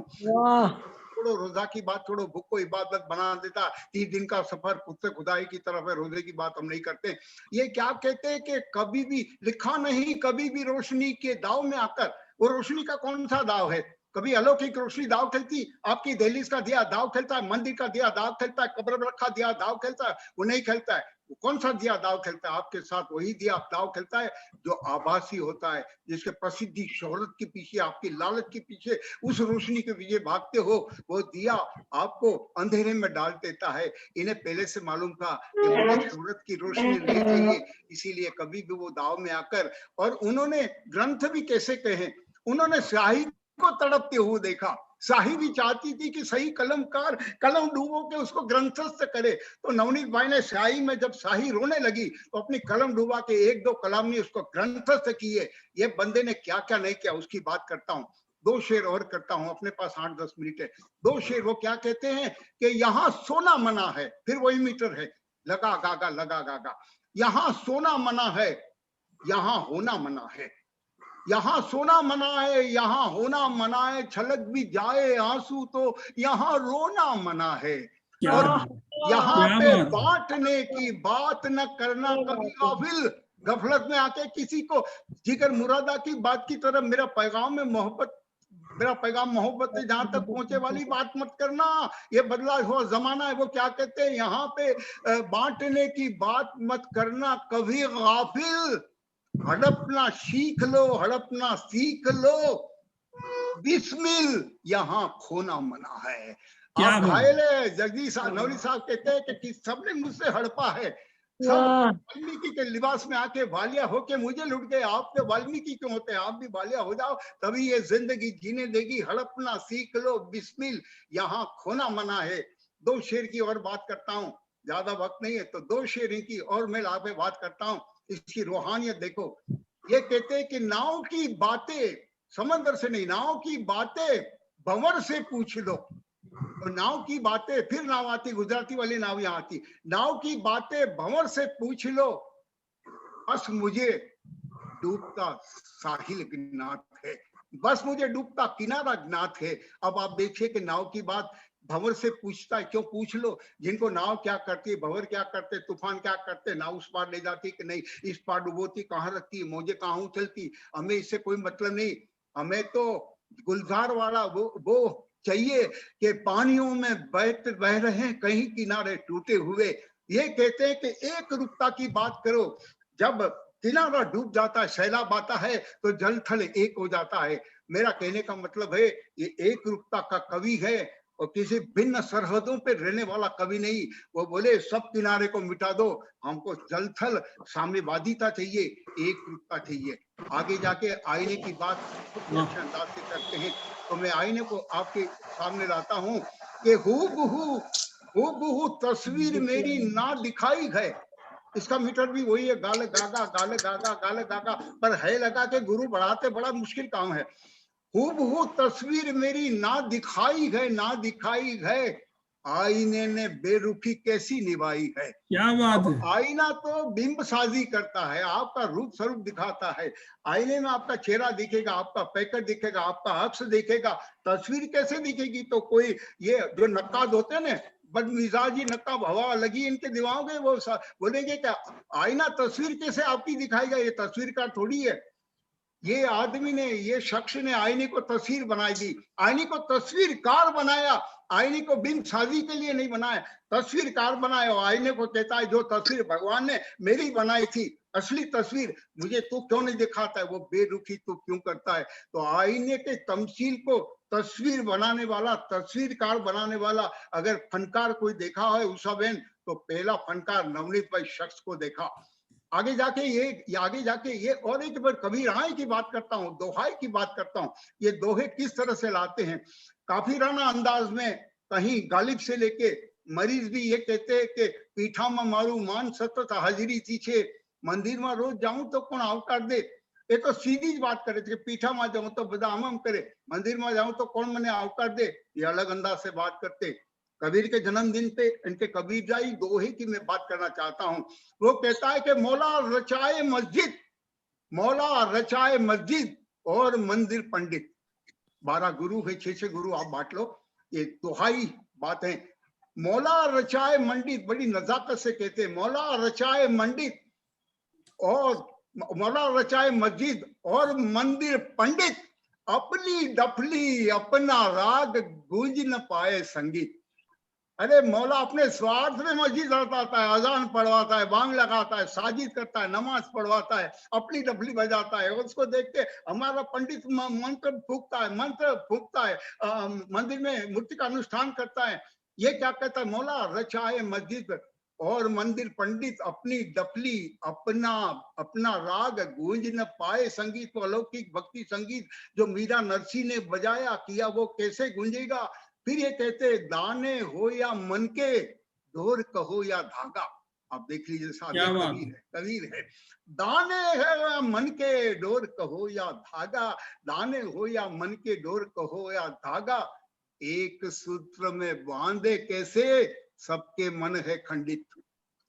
अब आप सबके मन खंडित हो, एक सूत्र में दाने को घुमाते, तस्बीह घुमाते, 108 मन के घुमाते, इनका मन घूम के कहीं और चला जाता है. मंदिर में मौला, मस्जिद में मौला दिखता है, मंदिर में उनको ये दिखता है, भगवान उस ओर दिखता है. तो एक सूत्र में बांधे कैसे.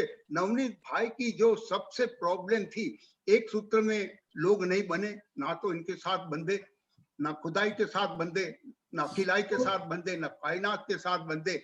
आज की जगत की सबसे अहम पीड़ा है कि हम एक दूसरे के साथ एक सूत्र में कभी बंध नहीं पा सकते हैं. इसीलिए उन्होंने ये कबीराई पेश की. आखिर में 2 बात उनकी कहता हूँ. यहाँ उषाबेन बड़ोदिया भी हाजिर है बम्बई से. एक शेर उन्होंने मुझे भेजा था, वो शेर यहाँ लागू पड़ता है. आखिर में कहते हैं कि जन्नत नशीन आरजू को क्यों जगाते हो. अब आरजू को जन्नत नशीन कहते हैं. एक देखिए बात, आरजू को जन्नत नशीन, उषाबेन जन्नत नशीन, जन्नत में सोई हुई, जन्नत के पर्दे में छिपी हुई आरजू को क्यों जगाते हो. हमारी कब्र पे अश्कों की महफिल क्यों सजाते हो. जन्नत नशीन आरजू को क्यों जगाते हो, हमारी कब्र पे अश्कों की महफिल क्यों सजाते हो. मैं कहता हूँ न आरजू न मुकद्दर की बात करनी है, हमें तो कब्र के पत्थर की बात करनी है. और उषाबेन बड़ोदिया कहते हैं, उषाबेन बड़ोदिया क्या कहते हैं कि सिर्फ इतनी सी तमन्ना है बिखर जाऊं. उषाबेन क्या कहते हैं, सिर्फ इतनी सी तमन्ना है, इतनी सी तमन्ना है. अरे बिखरने की तमन्ना क्या होती है. जब मौत आती है तो इंसान घबरा जाता है, अंदर से बिखर जाता है, वो बिखरना नहीं चाहता. बस इतनी सी तमन्ना है बिखर जाऊं. जब भी उषा हर आरजू मिट्टी में मिल जाए, जब भी उषा और आरजू मिट्टी में मिल जाए. उनकी हर आरजू जब मिट्टी में मिल जाए फिर जीने का कोई मकसद नहीं होता है. फिना खानपुरी, अरे हमारे इतने बड़े शायर भी ये बात करते हैं कि सब मरहले हयात के फिराक गोरखपुरी, सब मरहले हयात के तय करके फिराक, दुनिया के सब मंजिल मैंने तय कर ली है, बैठा हुआ हूँ मौत में ताकीर देखकर, मौत अब क्यों नहीं आती मुझे उठाने के लिए. तो नवनीत भाई ये कहते हैं कि कल तक तो आवाज सुनी थी सपनों में, कल तक तो आवाज सुनी थी सपनों में, आज उसी से गाने का मन होता है. नवनीत भाई ने जो ख्वाब देखे हैं, जन्नत में ख्वाब देखते हैं, हम उनके ख्वाब देखते हैं, उनकी आवाज को सुनते हैं. आज इनकी निदा को हम जन्नत तक पहुंचा रहे हैं, उनके आशीर्वाद हम पे बरसते हैं. हम चाहते हैं कि आने वाले कल में एक आपको आखिर हाथ जोड़ता हूँ कि एक ही वाक्य सुनाता हूँ कि हमारे अजीज मोहजीज गोपाल दास नीरज जी जो अलीगढ़ में थे, उनकी बहुत बड़ी लाइब्रेरी थी. और आप भी शरदकांत मिश्र के तुलसी खुसरो पटल पे आगे, वो अलीगढ़ से एक पटियाली 80 किलोमीटर दूर. एक रात को शरदकांत जी को इनका फोन आता है नीरज जी का, जल्दी आ जाओ फौरन, मैं कल रहूं ना रहूं, मेरी सारी लाइब्रेरी उठा के ले जाओ. भाग के दौड़े, बोले बात क्या है. बोले मेरा एक लौता बेटा है, कल पता नहीं कल मैं मर जाऊं तो शायद ये किताबों से चीता जला के उसमें मुझे जला देगा या कल मेरी किताबें पस्ती में नजर आएगी। आज आप दोनों नीरव जी को और गुरुदेव जी को सलाम करता हूँ। एक एक आपके वालिद की, नवनीत भाई की एक एक संरचना को, एक एक लफ्ज को, एक एक रूहानियत को, उसके मन के 108 मन के पीरों के अपने हृदय के धागा में, आत्मा के धागा में बड़ी हिफाजत से पिरोया, एक सूत्र में पिरोया है। उसी सूत्र में मुझे भी आपने आज पिरो दिया। मैं, आप गुरुदत्त हैं, आपकी बाराखड़ी का गजल का गा आपको दिया, नीरव को न उनको नवनीत भाई ने दिया। मेरा नाम भी बचपन का गगल है, तो मैं आप गगल आपके साथ शामिल हो जाता हूँ। आपके वालिद ने, मैं उनका शुक्रिया करता हूँ कि सबको भी बख्शा, इसलिए सती नाम से हाजिर किया, वरना दीप्ति कहती कि गगल नाम से हाजिर हो। आज दीप्ति को भी मैं सलाम करता हूँ। अगर दीप्ति ने इंतजाम नहीं किया होता तो शायद मैं यहाँ, और मेरी माँ चिता की आग में नहीं जली होती, ने दीप्ति नहीं मिली होती। तो मैंने आखिर में दीप्ति के लिए जो शेर सनातन हो गया है वो पढ़ के मैं विदा चाहता हूँ कि चिता की आग में जब सो गई मेरी अम्मा, आपको क्या मिला नवनीत भाई? चिता की आग में सो गए तो क्या मिला? चिता की आग में जब सो गई मेरी अम्मा, मिली ही दीप्ति मुझे राखी के ढेरों में। आपके वालिद नवनीत भाई जब चिता की आग में सो गए तो आपको दीप्ति को, मुझे दीप्ति स्वरूप मिली है। आपको प्रदीप्त उजाले लेते हुए इतने कविता की माधुर्य, उसके चहेचे लगाने वाली कविता मिली है, संयोजन मिला है। मैं आपसे प्रार्थना करता हूँ जिस तरह आप आज जुड़े हैं, आने वाले कल में भी नवनीत भाई के लिए, हमारे लिए नहीं, नवनीत भाई के पर्व को मनाने लिखिए, ताकि इनके साप्ताहिक बने रहें, इनकी पत्रिकाएं निकलती रहे, इनके विशेषांक निकलते रहे और इनके लाइब्रेरियों में इनको स्थान मिले। इन पे कोई पीएचडी करे, इनके लिए बड़े बड़े सेमिनार्स हुए और इनके टीवी पर प्रोग्राम्स हुए।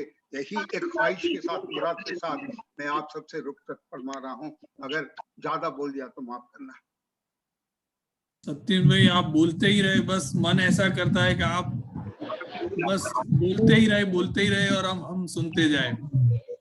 क्या गति है, क्या प्रवाह है, वाह वाह वाह वाह, बहुत अच्छा। हॉल में होते तो आपको स्टैंडिंग ओवेशन दिया होता। पिताजी की हिंदी 2 पंक्तियां याद आती है। सतीन भाई ने जो जुनून बढ़ाया है मेरा, तो मैंने याद आई तो लिख ली। वो बोल रहे थे तो कि फूल से जब थे बने कुचले गए हरदम, फूल चढ़ाते हैं सभी जब पत्थर बन गए हम।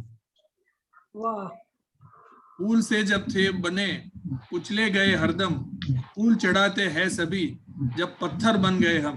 और दूसरी पंक्ति है ईश्वर के ऊपर, माना कि तू एक सही है, माना कि तू एक सही है, ईश्वर तेरे नाम कई है। વાહ વાહ, ભગવાનના આટલા બધા નામ અને જે કન્ફ્યુઝન ઊભું કર્યું છે। ફરીથી ગુજરાતી પંક્તિ આ જ્યારે પોખરણમાં અણુ ધડાકો થયો, વાજપેયીજી જ્યારે વડાપ્રધાન હતા ત્યારે એક બોલ્યા હતા, એ પંક્તિ મને કોરોના કાળમાં વારંવાર યાદ આવતી હતી કે આજે ચાઇનાએ એવું મનાય છે કે આ ઊભું કર્યું છે આખું। તો પિતાજીની ગુજરાતી એક પંક્તિ છે કે કાળના કર કેરા કોળિયા કરાઈ જશે, થઈ જશે ખાલી આખી થાળી। એ કાયમ કહેતા કે માણસને જ્યારે દ્વેષ છે આટલો બધો અને યુદ્ધના રણશીંગા વારંવાર ફૂંકે છે, તો આ વિકાસ નથી, આ વિનાશ છે। કે કાળના કર કેરા કોળિયા કરાઈ જશે, થઈ જશે ખાલી આખી થાળી, મળશે ના જીવને પહેરવાને આયખું, મળશે ના જીવને પહેરવાને આયખું, છટકી જશે બ્રહ્માંડ દઈ હાથ તાળી। બાબા, છટકી જશે બ્રહ્માંડ દઈ હાથ તાળી।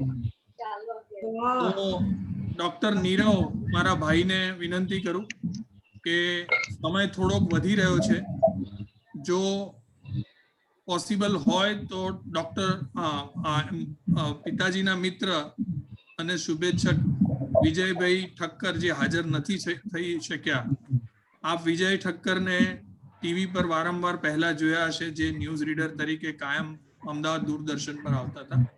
હું નીરવને વિનંતી કરું કે જો પોસિબલ હોય તો એ વિડીયો ક્લિપ નાનકડી શુભેચ્છા સંદેશ એમનો મૂકે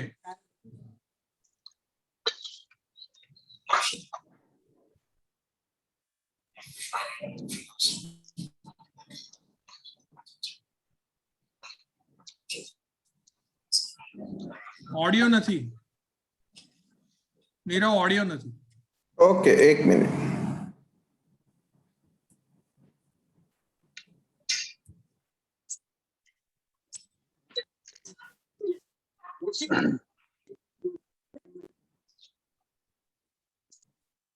ફરીથી શેર કરું છું. હા.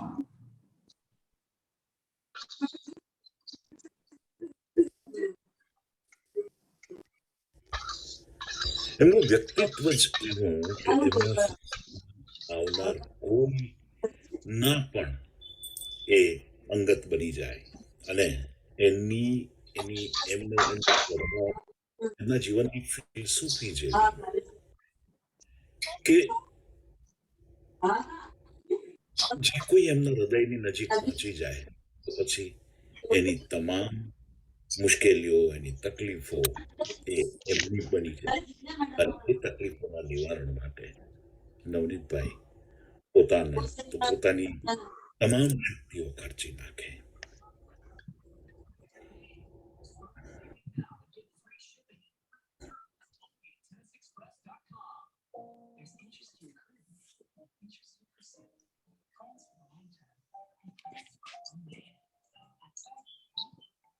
વિડિયો અટકી ગયો છે નીરવ.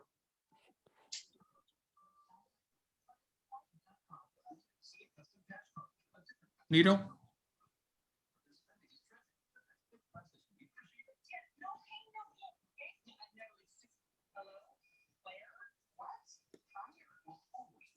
નીરવ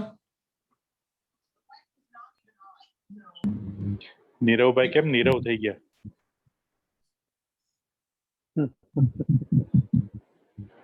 વિડિયો અટકી ગયો છે. નીરવ આભાર દર્શન કરી દે.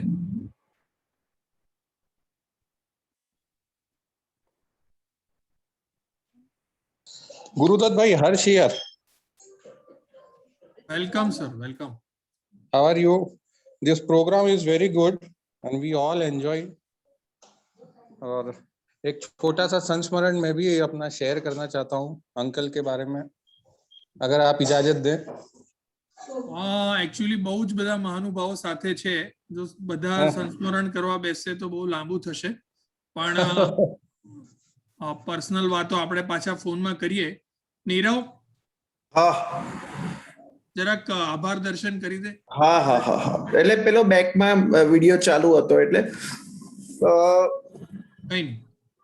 સૌ જે કોઈ અમારા શુભેચ્છકો, જે કોઈ અમારી સાથે જોડાયેલા છે, એ આજે આવો કિંમતી સમય કાઢીને આપ સૌ જોડાયેલા છો અને આમ અમને જે અમારા પિતાની યાદ છે અમે સતત અમારી જોડે લઈને જીવીએ છીએ અને તમે પણ એની સાથે રહ્યા છો, એ બદલ આપ સૌનો હું દિલથી આભાર માનું છું. આખો જે કાર્યક્રમ હતો એનું આમ એવું કહીએ કે એની પાછળનો ફોર્સ હતો એ સતીનભાઈ હતા, કારણ કે સતીનભાઈ અત્યારે સતત મારા પિતાના જે કાવ્ય સંગ્રહ છે એના ઉપર વિવરણ લખી રહ્યા છે. એના ઉપર વિવેચન શબ્દ તો એમને ગમતો નથી, પણ એ જે એન્જોય કરે છે એના વિશે લખાણ લખી રહ્યા છે અને એક પુસ્તક સ્વરૂપે ટૂંક સમયમાં આપણી સમક્ષ આવશે. એટલે એ જ્યારે એન્જોય કરતા હોય ત્યારે ખાસ કરીને મારા બ્રધર જોડે શેર કરે કે આ કવિતામાં કેટલા અર્થ થાય, કેટલું ડેપ્થમાં લખેલું છે. એટલે એવા સતીનભાઈ, આપને ખૂબ ખૂબ વંદન, સાથે આપનો ખૂબ ખૂબ આભાર. આમ શબ્દ ઓછો પડે છે કારણ કે આપ તો સતત જોડાયેલા છો અને કદાચ અમુક વાર એવું થાય કે અમારા પિતાની કવિતાઓ તમે અમને રસ દર્શન ઘણી વાર કરાવડાવો છો અને ઘણું બધું આપનું જે સાહિત્યનું આપની પાસે જે ભાથું છે એ શેર કરો છો. સતીનભાઈ, આપનો ખૂબ ખૂબ આભાર. રજનીકુમાર પંડ્યા આપણી સાથે જોડાયેલા છે, એમનો પણ આપણે ઇન્ટરવ્યુ શેર કર્યો અને અમારા દરેક કામમાં એ સતત અમારી સાથે હોય છે. એવા રજનીકુમાર ભાઈ, આપનો પણ ખૂબ ખૂબ આભાર. વિજયભાઈએ પણ આપણને આ એક ગઈકાલે તાત્કાલિક વિડીયો તૈયાર કરીને મોકલ્યો છે. મારા ફાધર જોડે સતત એ સાહિત્યનું શેરિંગ એમનું બહુ નિયમિત પ્રમાણપણે ચાલતું અને યાદ કરતા હોય છે વિજયભાઈ કાયમ મારા પિતાશ્રીને. વિજયભાઈનો પણ આ પ્રસંગે આભાર માનું છું. સૌ મિત્રો જોડાયા છે. વિશેષ કરીને આજે એક અમારા જ્ઞાતિના પ્રમુખ સતીશભાઈ વિઠલાણી મુંબઈથી જોડાયા છે. સતીશભાઈ આપનો પણ ખૂબ ખૂબ આભાર માનું છું. ધર્મેશભાઈ, સતીશભાઈ, જયેશભાઈ એ લોકો જોડાયા છે, એમનો પણ હું ખૂબ ખૂબ આભાર માનું છું. આમ જે આખી ટીમ છે એ કોઈ પણ કાર્યક્રમમાં અશોકભાઈ, અગાઉ આપણે કાર્યક્રમ કર્યો ત્યારે અશોકભાઈ આખો મારા પિતાશ્રીના કાવ્ય એમના યાદમાં આપણે કવિ સંમેલન યોજ્યું ત્યારે એમણે હર્ષભાઈ બ્રહ્મભટ્ટ અને એ લોકોએ આખો કાર્યક્રમ કર્યો હતો. એમને પણ 2014માં એમને પણ આજે યાદ કરું છું. અને કારણ એટલા માટે યાદ કરું છું કે કાયમ સતત ને સતત એ જોડાયેલા હોય છે કોઈ પણ કાર્યક્રમમાં. એ કામ જગદીપભાઈ આપણી સાથે હતા. આપણે પરિવાર એક આપણી જે પરિવાર જેવા થઈ ગયેલા છે. જયદીપભાઈ, જગદીપ નાણાવટી, જયદીપ ડોક્ટર જયદીપ શાહ, ડોક્ટર જગદીપ નાણાવટી એ પણ પંડ્યા અને ભાર્ગવીબેન છે. ગુરુ કાં તો એ તું એ મને જે યાદ આવે હું કહું છું, પછી તું અરવિંદમાંથી નીરજલાલ જે મારી જોડે સતત સંપર્કમાં આવે છે અને એમનો પણ સાહિત્યમાં, ખાસ કરીને હિન્દી સાહિત્યમાં બહુ લગાવ છે, એ પણ જોડાયેલા છે. આ સમગ્ર પ્રક્રિયાના બેકગ્રાઉન્ડમાં શીતલ જે આખું આપણું વિઝ્યુઅલ જે ઝૂમનું મેનેજમેન્ટ જેણે સપોર્ટ કરેલો છે એનો પણ અહીંયા હું આભાર માનું છું. કારણ કે દેખાઈએ છે આપણે પણ બેકગ્રાઉન્ડમાં એણે ઘણી મહેનત કરેલી છે. વિશેષ કરીને મારા સાધના ગ્રુપના મિત્રો રાજેશ ઠાકર, ગુરુદત્તના સાધનાના મિત્રો નયંક દવે, એ બધા જોડાયેલા છે. કદાચ ક્યાંક કોઈકનું નામ દેવાનું ભૂલી ગયો હોઉં તો એમને અમારું એજીના સ્ટાફ પણ ઘણો જોડાયેલો છે. સૌનો અત્રેથી અહીંયા આભાર માનું છું. ફરીથી આપણે આવી રીતે ક્યાંક ને ક્યાંક સાહિત્યિક પ્રોગ્રામમાં મળતા રહીશું અને ત્યાં સુધીમાં આપ સૌને ખૂબ ખૂબ પુનઃ શુભેચ્છાઓ. શુભરાત્રી. Good night. Thank you very much everyone. બધા એક મિનિટ માટે અનમ્યુટ થઈ શકીએ છીએ આપણે. અમારે તમારો અવાજ પણ સાંભળવો છે.